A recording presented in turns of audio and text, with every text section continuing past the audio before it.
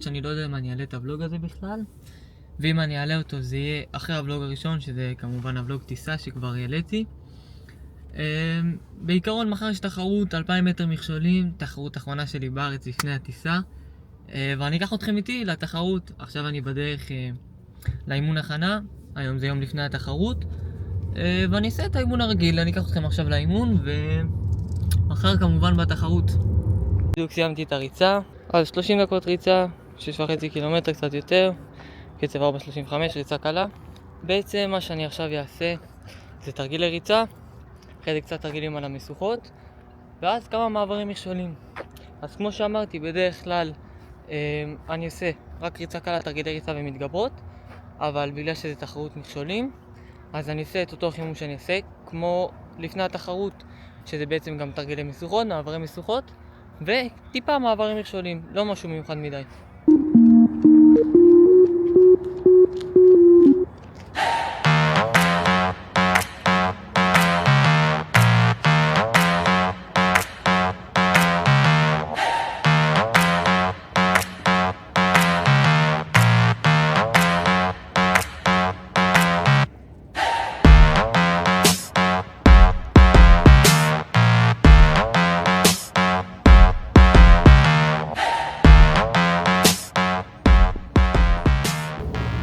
מצלמים אותי משלם, ראיתם? וואו.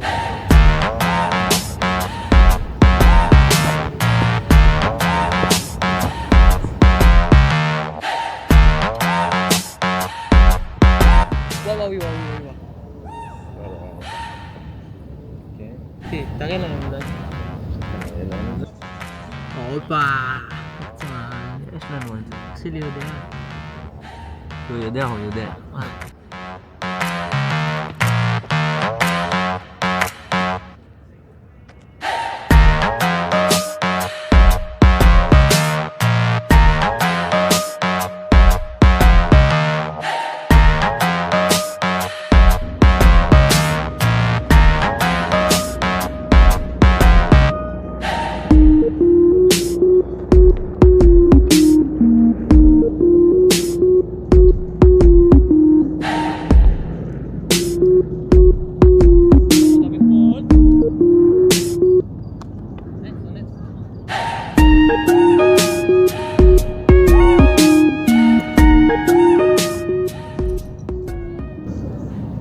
אחר זה מרים דופק הרבה יותר ממה שחושבים.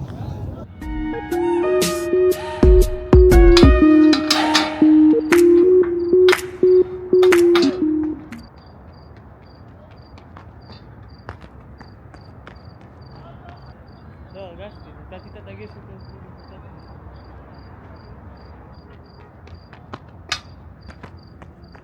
אתה רואה איך אני מגיע עם רגל שמאל? קפצת עכשיו על המכשול. כאילו אני מפחד שאני אגיע אלה... לא נכון עם הרגל. ההדרוך לא נכון עם הרגל.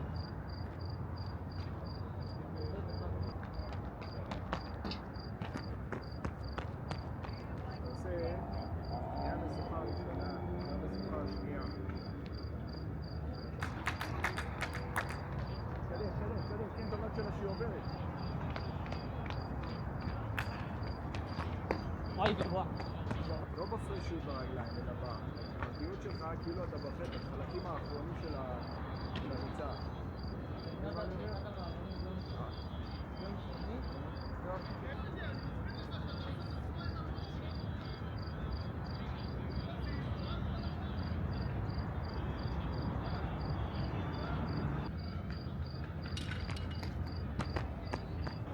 יאללה, עוד אחד וזהו, מספיק. דברים טובים. קצת קופץ על המכשול. זה הרגל השנייה.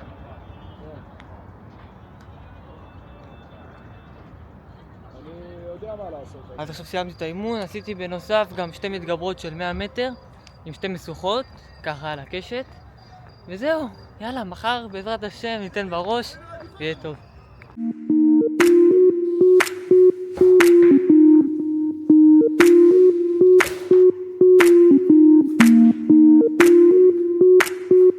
נעלי שטח נועלים רק מחוץ לבית.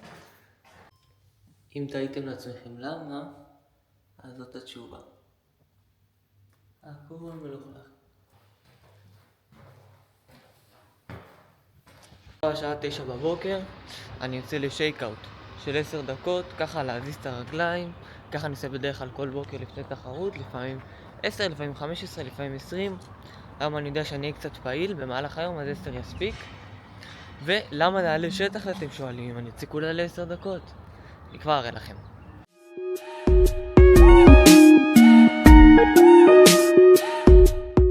והופה, תוך 2.5 דקות, אני כבר בשטח.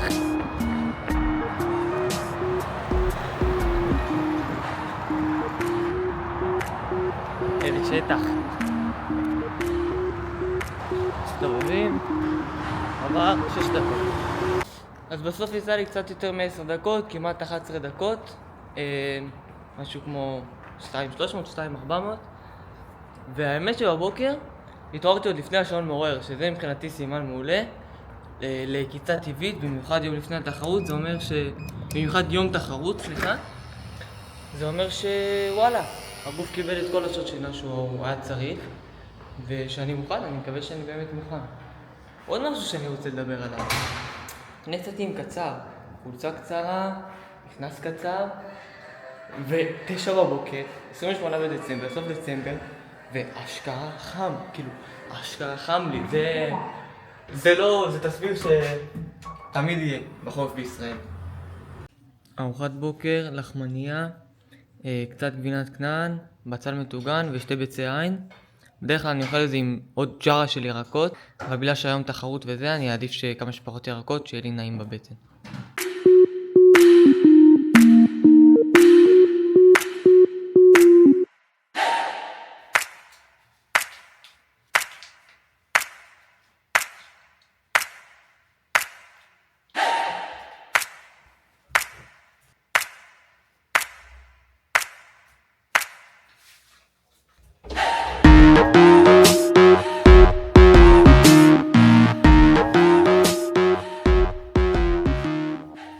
עכשיו שאני כבר מאורגן ומוכן לתחרות, בואו נדבר בעצם על המטרות לתחרות. מה זאת התחרות הזאת? למה אני מתחרה?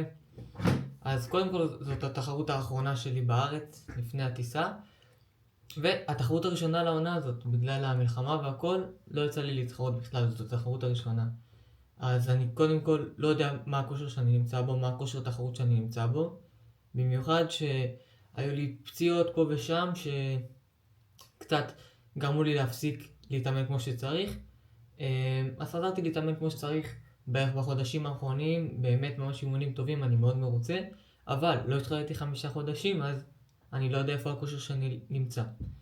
אז אני לוקח את התחרות הזאת ממש בקלילות, בא ליהנות, ואשמח לראות צי אישי, אולי משהו שיפתיע אותי, אבל בעיקרון באים ליהנות ומקווים לרוץ מהר.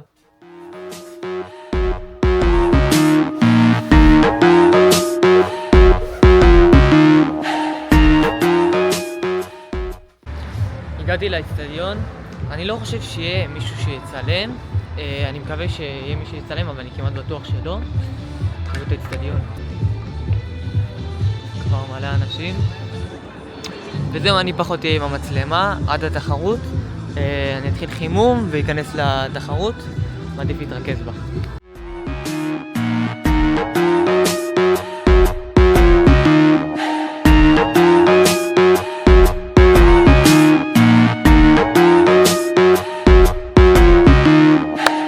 איזה באסה. טוב, קודם כל מצטער שאין סרטונים מהתחרות, כמו שראיתם יש רק סרטונים לאורך. באחד מהקליפים, אז אתם יכולים לראות שהמאמן שלי עומרי זינק איתי. זה פשוט ממש באסה. בארץ אין רצי מכשולים, וכדי שריצה תיחשב, אם יש שיא כלשהו, שיא ישראל, שיא עולם, שיא אירופאי, לא יודע מה, או אפילו סתם תוצאה, חייב שיהיו 3 רצים בקו זינוק לפחות. אז המאמן שלי זינק איתי. ולמה אני אומר, איזה באסה? אז הריצה הייתה 2,000 מכשולים כמו שאמרתי לכם. מתחילים משם, מהנקודה של 2,000. מכאן. רצים 200 מטר בלי מכשולים. מגיעים לשם, ושם זה המכשול הראשון שעוברים. אוקיי? הכל היה בסדר, המכשולים היו מסודרים כמו שצריך, ואז סיימתי 400 מטר, הגעתי למכשול הזה. המכשול ששם היה בגובה של הבנות, בגובה 76. ישר כשעברתי אותו הבנתי שאני חייב לעצור, כי אם לא הריצה לא תיחשב, יפסלו אותה. ואז הייתי צריך לקחת 20-25 דקות של מנוחה להתאושש, וזה היה ממש מבאס, כי יצאתי מהריצה מנטלית, הייתי כל כך בתוך הריצה והרגשתי גם טוב. הרגשתי מאוד טוב בתחרות וזה היה ממש מבאס. ואז נכנסתי לריצה מחדש, הייתי צריך להכניס את עצמי לזון, עם עוד פעמים שירים ולהתחמם מחדש, כי כבר התקררתי. רצתי 5:47, שעקרונית זה קצת יותר מ2 שניות משיא ישראל. אני אומר שיא ישראל, כי זאת ריצה שלא רצים אותה הרבה. הרגשתי טוב, אני יחסית מרוצה מהריצה, למרות שהייתי ככה ממש קרוב לשבור את השיא, כי אני על 8 שבועות של אימונים, בלי יותר מדי אימוני מכשולים. רצתי פה לבד עם התקרית שקרתה, ואני חושב שאני נמצא במקום מאוד מאוד טוב לשלב הזה של העונה, ושיש לי עוד הרבה מאוד לתת. כאילו לא התחרתי 5 חודשים, כבר שכחתי את ההרגשה של התחרות, איך מתחרים. סך הכל באמת, באמת, באמת, אחלה של ריצה. וכאילו, כמה נשאר? 10-11 ימים? טוב, כבר שאני אעלה טבלו, אני כבר אהיה שם. אבל ממש מתרגש ומחכה לפרק החדש הזה בחיים שלי. וזהו, תודה שהצטרפתם היום לסרטון. מקווה שאהבתם. סטיפלמו. אבקת התאוששות לשואלים. יש פה 25 גרם חלבון ו20 גרם פחמימה, וזה טעים. זה באמת טעים, זה בטעם שוקו. לא כמו האבקות חלבון הנקיות. ואני חושב שזה גם הרבה יותר טוב. אוהב אתכם, סטיפלמו.